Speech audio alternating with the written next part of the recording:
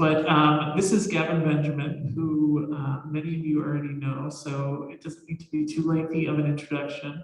But this extraordinary individual was born in Guyana and raised in Brooklyn, and then came to Pittsburgh.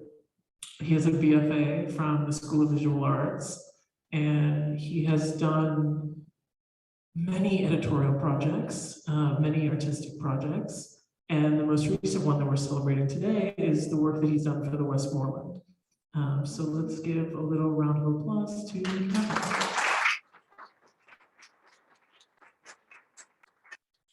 So we should begin at the beginning.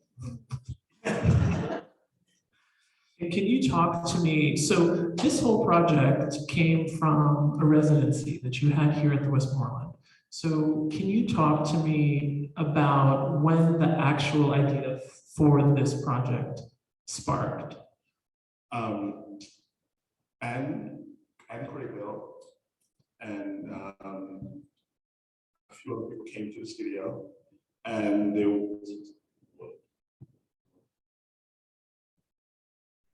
hello? Okay. And were interested in purchasing a piece for the collection. And before they could purchase that, they came back from lunch. They asked me if I'd be interested in doing an arts residency in the Westmoreland. And I thought, hey, why not? You know, for me, the Westmoreland is in a really interesting location. And I've always wondered, as a Black man, traveling through different spaces, what it's like for folks of color, African American, or immigrants to live in communities where there's taxation without representation, to put it mildly. And so I came back and I told Anne what I wanted to do, and Anne said yes. I was like, I would like to basically go through the museum collection and choose a couple of images that I would like to have a conversation with, which was Death of the Lane and the Miners, Easter Sunday, the Coke drinkers. I think I'm missing something. That was all of them. Yeah. And in the meantime, Anne said, you know, well, while we're waiting for some of this to happen, why don't you photograph? Would you be interested in photographing, just doing portraits of you know, some people from the community that didn't make it into the larger pieces? And I thought, how brilliant, like, you know, it could be kind of a survey. So it started out from A, and then it jumped to like D, and then it went to Q. But it had to, you know, you had to be open to sort of the idea and the concept, to let it roll and let it go where it may go. And so that's where we're at right now. So something that I really admire about you is you're very professional as an artist, but just your work is both creative, but you understand the machinery of making art and making a production and staging a production. So could you kind of unpack for people how you actually got the machine going to do this? Well, it was like, once I started with the concept, it just kept rolling. It was like, what can I do? And every time I went back to Anne and I was like, okay, can I do this? Can I do that? They were like, sure, yes, you know, and I was like, okay. I'm like, so the idea, the concept was to dream big. And because of my background, I was able to facilitate and produce a much larger project than would usually be of this scale of a residency. For me, I wanted to not just come in and take pictures, but I wanted to tell story. I wanted to engage the community. I wanted to go into the community and find those people and find these folks and bring them into here and tell their stories.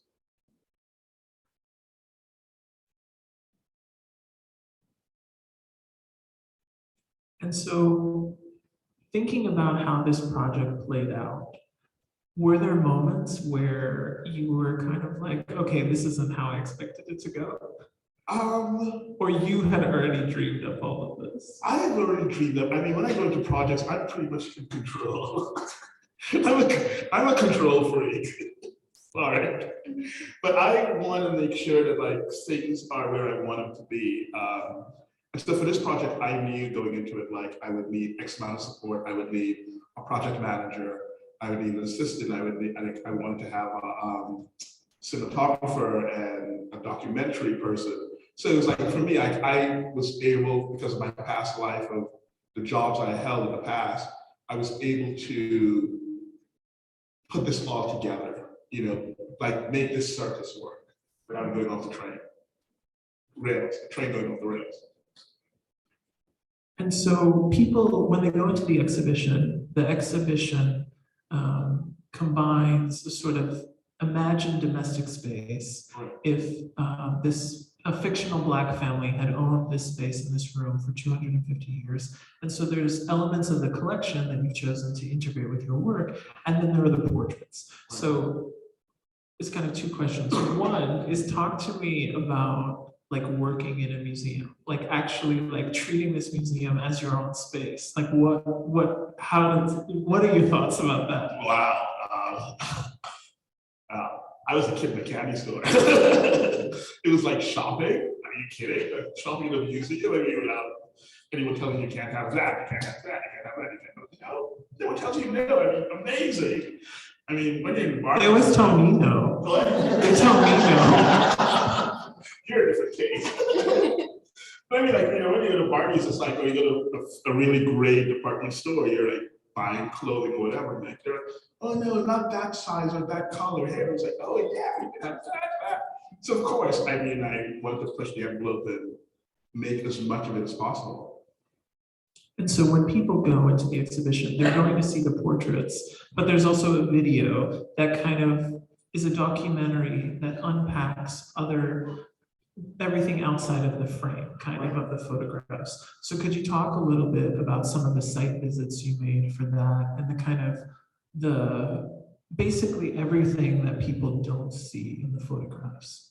One of the wonderful things were when I was casting, I met Pamela Cooper over there. Raise your hand, Pamela.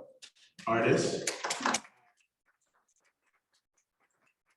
activist, Greensburg native. Pamela basically said to me, which I totally forgot. Thank you, Pamela. Pamela said, you have to go where the people are. We don't come to you, and which is something I totally forgot.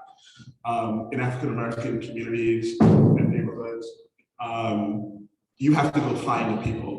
They will not come to you. If you want something, we have to go out into the communities. So for example, like if you're gonna do a party and you're gonna send out an invite, like you have to say like, food is by and blah, blah, blah, drinks are, It's like you have to spell certain things out. And so Pamela basically gave me that slap, which was wonderful actually, because I forgot in, this world, what that's like. And so we went into the community, we went to church, went to the barbershops, we went to the wig place, went to the malls, we just went all over Greensburg. And we did a casting, and this is what we found. So something that moves me whenever I look at the photographs is like the importance of kind of like self-presentation and like self-fashioning and self-care, and the way in which everybody, because you told people just to come how they wanted to be, right? You told them, what were their directions? Like, I'm cast, so I show up. Like, what was told to me? Well, a few people actually were turned away. There was one story where we turned away a few people. Not turned away, we actually sent them home to change because they were wearing ripped jeans. It was the scene for Death of a Lake. And I really wanted this really, I wanted people to be mourning. It's like, like in the original in the museum, it's like this large space and there's like a gazillion people and Lancelot is mourning and the queen is dying over here and Elaine is like on her deathbed and everything is happening. And so it was coming off the pandemic and I wanted to show the space, more of the space, but I wanted less people. I wanted maybe just like 4 to 6 people. And so the people who we invited to be the other sitters showed up in ripped jeans, and I was like, can't have that, because I mean, it's all about, I was like, what I told people when they were coming were, how would you like your children and grandchildren to see you in the future on the walls of this museum or other museums if this photograph is bought by a museum? Like, how do you want to be represented? And for African Americans, most times it's the Sunday best, So certain people, like when I was in the church, I saw how all the women were carrying themselves, and like they were dressed, the hats, the jewelry, just all of it, just the care that takes. I said, as I was casting, I put Dynasty 1980s next to the church piece because I wanted it to be so glamorous, I wanted certain people to have that elegance, you know what I mean? And I saw it in the people already, so I just had to bring it out by saying, like giving a little direction, like for the barbershop guys, I said Vegas, a weekend with your buddies in Vegas, how would you dress? So it was certain like ideas I had rolling in my head on how visually I wanted them to be. Yeah. And you mentioned to the importance of people seeing themselves on the walls, like the importance of everybody coming into the museum, no matter what you look like, and seeing something about yourself on the walls. That's ennobling, that's edifying, that raises you up. So growing up, like, were museums a place for you? Yeah, I grew up in front of the Brooklyn Botanical Gardens, Brooklyn Museum, Brooklyn Public Library, Grand Army Plaza in Brooklyn. And for me, I would go to the museum all the time. There were times when I didn't see myself on those walls, but I understood that you can change things and you can be on those walls if you want to, but you have to be a part of that change somehow to make that happen. I like that idea about being the catalyst for something like that. Talk to me about when we had the opening and you saw people seeing themselves on the wall of the museum. Well, we didn't see a lot. We saw some people. That was great because I think a lot of people didn't know what to expect because a project like this has never been done before in this or executed in this manner. There were a lot of joy. I just got a note from Tina from Living Word Church. It was definitely like it made me think as not just an artist, but like what I'm putting out there, like how people felt having their picture taken and what it means to them to see it on these walls and just those things. And with portraits, when you're taking someone's portrait, not just in general, what are you looking for? What is the moment when you decide, okay, that's it? Well, I shoot film. I don't shoot digital. That's the start. So I have this big camera in front of me. So it really allows people to really feel a little more comfortable. It also allows me to have a relationship with the sitter that if I just had a digital camera, I'd do because I have 12 images or 10 images per row, I have to make it count. So I have to like engage with the person and I have to think a little bit more and I have to let them think and become relaxed and to bring out their that side of them. Do you find it easy? Oh yeah, as long as I'm on the other side of the camera. I see. But then when it's reversed. Oh God. Are you kidding? I'd rather go to the dentist. But I like this idea too, when you talk about the preciousness of film.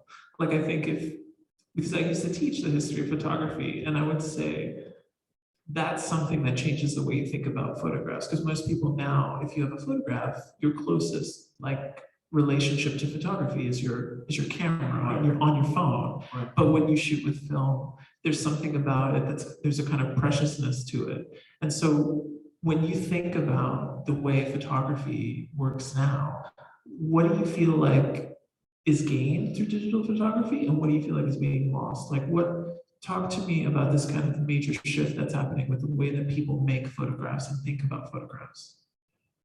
There's a certain amount of intimacy that's lost between the sitter and the person capturing the image, I feel. That's me personally.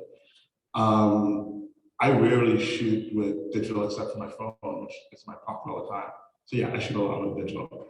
But I don't, for me, and even with that, I'll only maybe like download one image and not download all of it.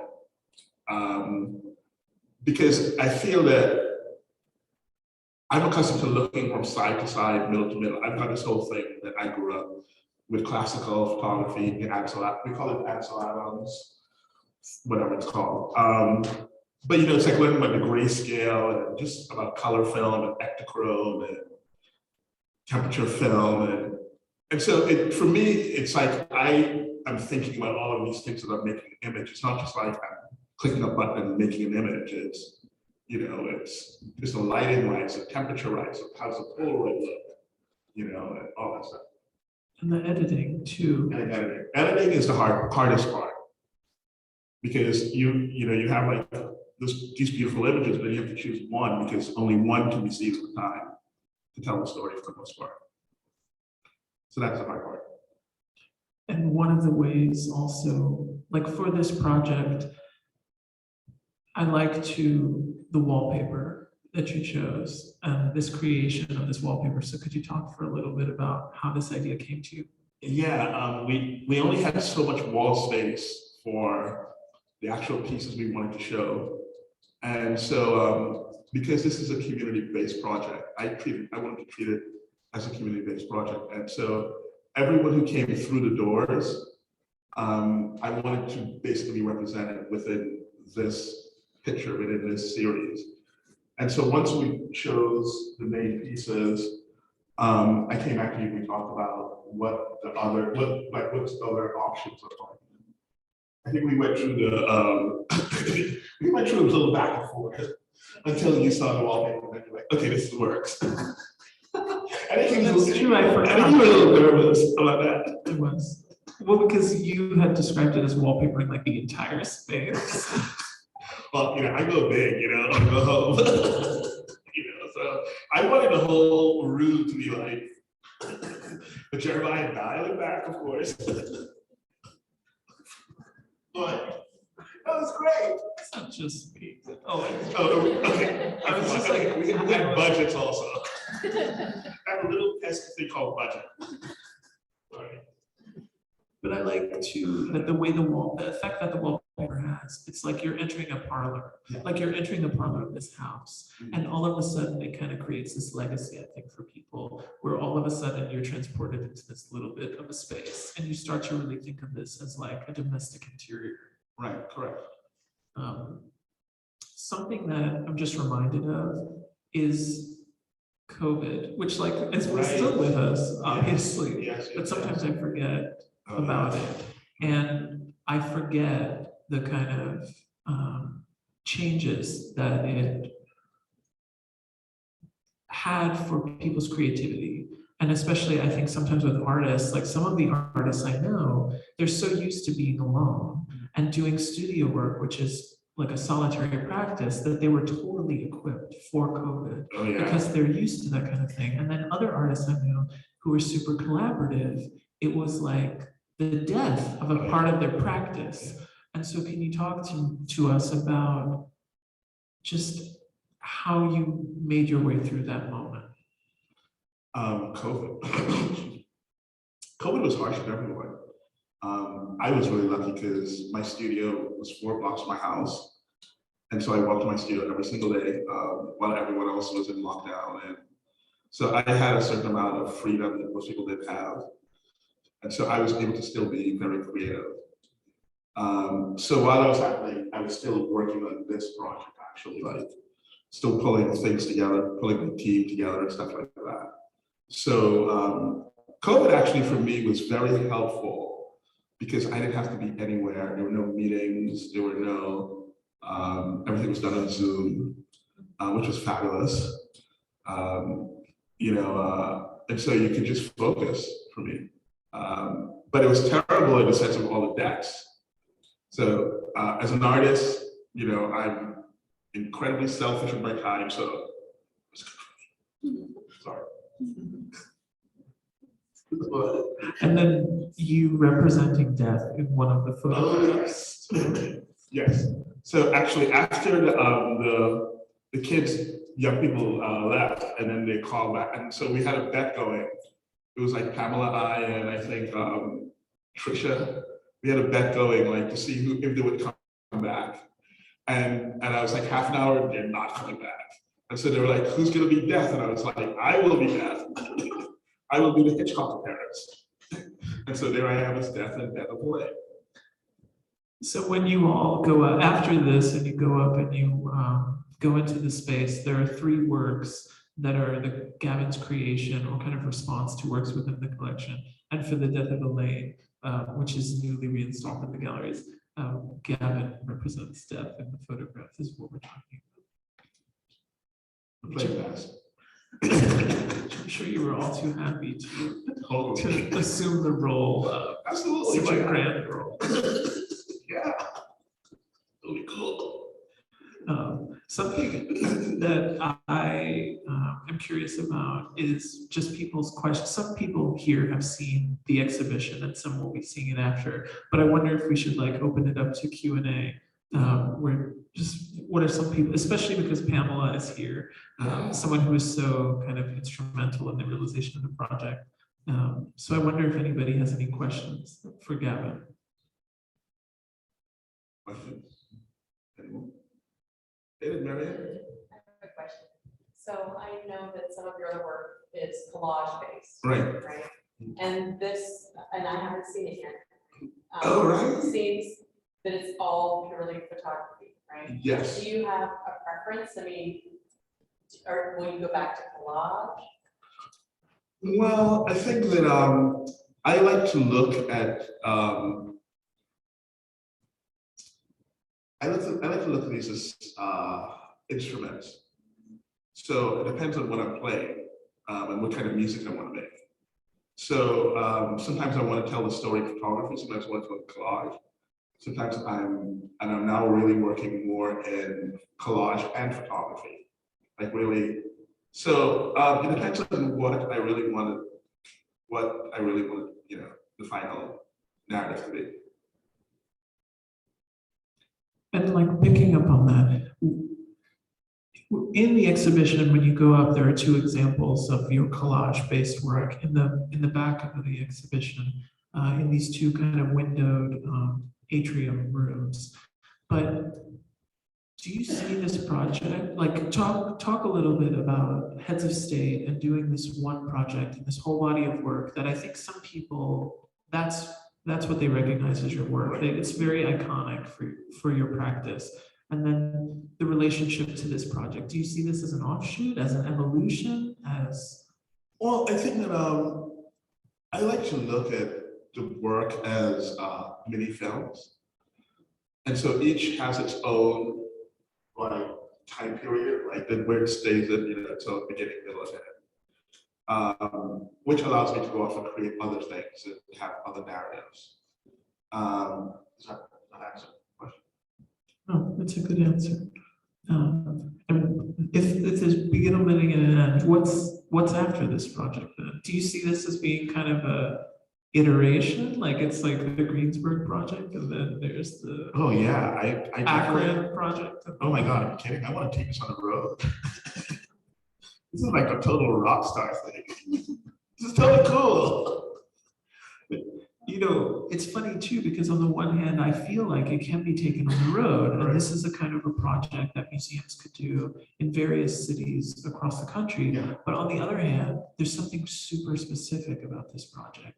and like this unique set of people that came together to create like this temporary community that's in the photos. So it's kind of like, right, but I feel that like there's communities like this within the states across America that don't ever get a voice, that don't ever get to really speak or never see.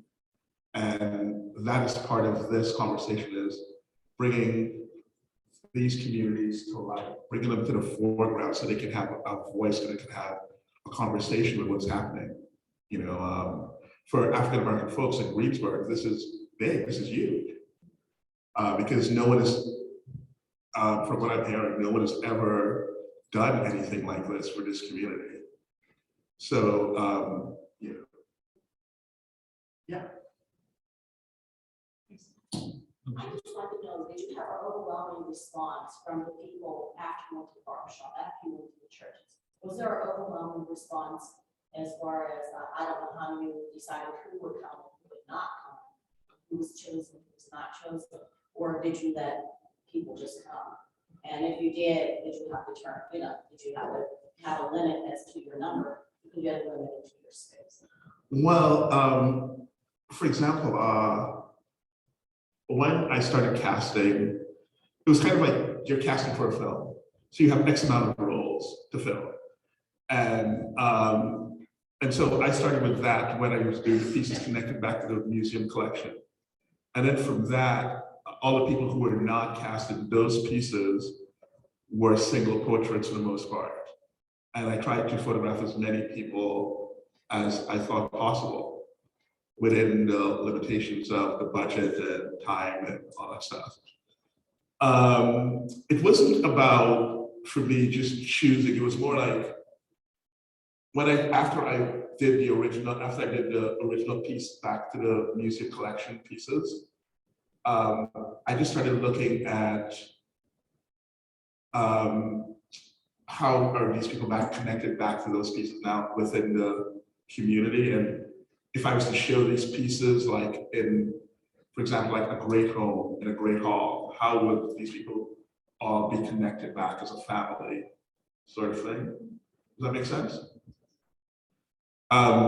There's a lot of, in the European homes, you'll see these huge walls of portraits. And in a lot of African-American history, we don't have those halls and those walls of portraits of, there is Uncle Joe and he was a robber baron and he was like, you know, dealing scotch from da, da, da. We don't have those stories. So we kind of have to make them up and retell them in a different way for our people.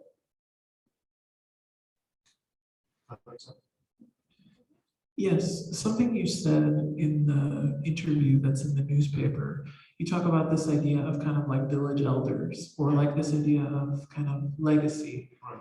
Could you talk a little bit about that? Well, my parents, my mom is from Guyana, Georgia, Guyana. I was born in Guyana. My family started coming to America. My family started immigrating to America in the 70s. Like most grandparents, they see the future written on the walls for the countries they were born in. And they understand that, for the elders, and they understand that basically it's you can either try to improve it or it can die. The legacy can die, the family name or the family legacy can die. For my grandparents, it was more like Guyana was turning into a third world country. That was one of the wealthiest countries because of Exxon and oil, a whole other story, and Venezuela. But it's one of the poorest countries in South America. Not as poor as Venezuela and Brazil, but it's up there. And I'm sorry, I got a little lost there. And so my grandparents, in their village, and my great-grandmother, there was a certain amount of legacy that went on there. Like, you know, like you could go down the street and it's like someone knew your grandmother and your great-grandfather, and it was like, oh, I can tell you a story about when your grandfather was on a sailboat, the first to have a sailboat in the village, yada, yada, yada. And you're like, okay, great, you know? I mean, there's like all this history. And in America, we don't have that history. We don't have, because we've been so transported, like taken away from everything, that we don't have those connections. You know, I have that connection to my family and to their villages and stuff like that. But in America, as a Black American, I don't have that history there. And a lot of Black Americans don't have that history or that connection to that history. So you're kind of lost. So it's like the whole village elders thing. It's like, what are you going to tell the kids? Oh, Uncle Tommy knew, you know, around the corner. And, you know, it's like, there's none of, well, your grandfather was one of the great scientists, and, you know, he was the first of his village to do this, this, and this, and this. That's gone. So how do you, so I hope that this really helps to reconnect people back to some sort of history. And yeah. I'd like to interject. I think that from this, it definitely will help people to reconnect and show that legacy. I'm reminded how my grandparents migrated here on my mother's side from Alabama, from my father's side from Florida, and how they made their family, their home here, and they made the legacy is here. You know, I'm learning now from my elders, my grandparents, not my grandparents, but my aunt, and I learned from my just recently deceased uncle, who was 99 years old, you know, about our history. And having you bring that to the foreground is phenomenal. It means so much to us. I've heard so many great things from the community, from the people that have been part of it. There would be more people here on the Wednesday night, but as church folks go, that's a hump day, okay? And we are normally in church, helping us get through to the end of the week to get through Sunday. So I'm hoping within the time frame that it's here at the museum, that maybe we can do something every month and encourage people to come out and have something that we can work, you know, do together as a whole, as a community. That idea. Yeah, I'm down. You all heard that, actually, to go a program every month. I'm here. But I love the idea too of like thinking about legacy, thinking about stories and generations, and then the role of photography. You know, like a lot of what you're talking about is painting. It's like the hall with the paintings on it, or the grand salon. And then thinking of how photography is something that you're kind of illustrating to people, is available to them to help them document their own history and document their own path and their own stories. I think there's something kind of, it's like a roadmap to people in a way, this exhibition, about how not only they're presenting themselves in the photographs to be photographed, but they also have the possibility to photograph their community, you know? Yeah. So it's, I don't know, the more I go, the more moved I am by it. And I started off as being quite moved, so I'll probably just be like fully in tears. Well, that's a good thing. Are there any other questions? So, hearing you talking, describing the process of going through the interviews and then the casting process, I'm thinking a lot about the distrust with the community that might be there, you know, and the level of trust these people have to develop in order to kind of participate in this. I'm wondering if you had some interesting experiences, like when you were on the street going out there and kind of in this casting effort. I'm gonna let Pamela.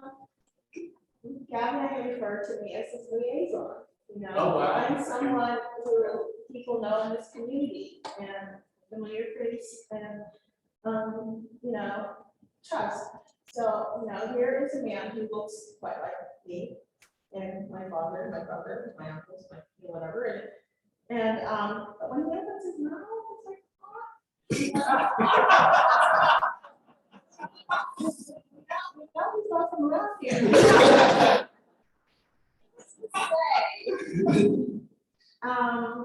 I'm very, sorry.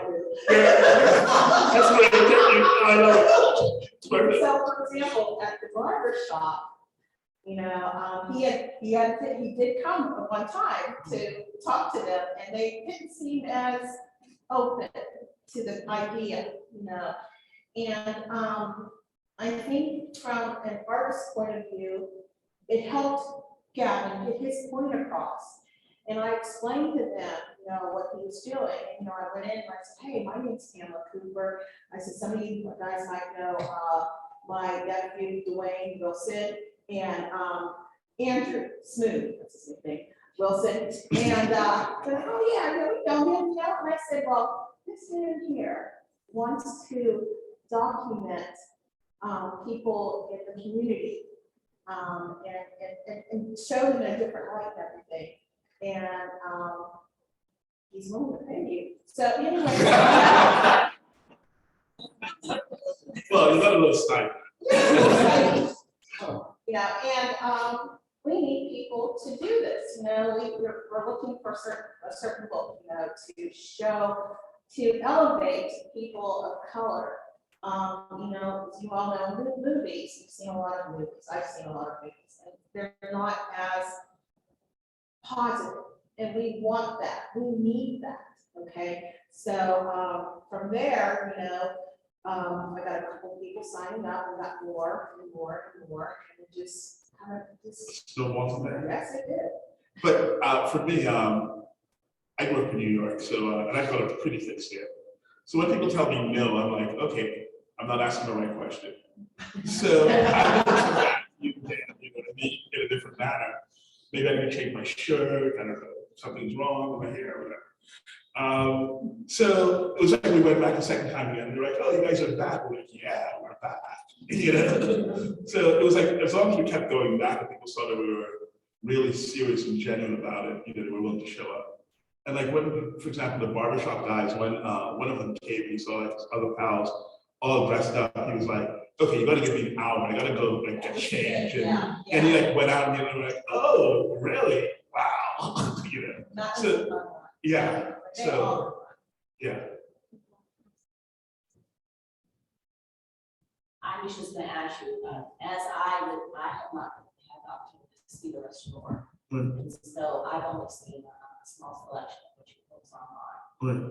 But to me, a lot of it, and I'm asking this to share attention, I'm pretty sure it would be.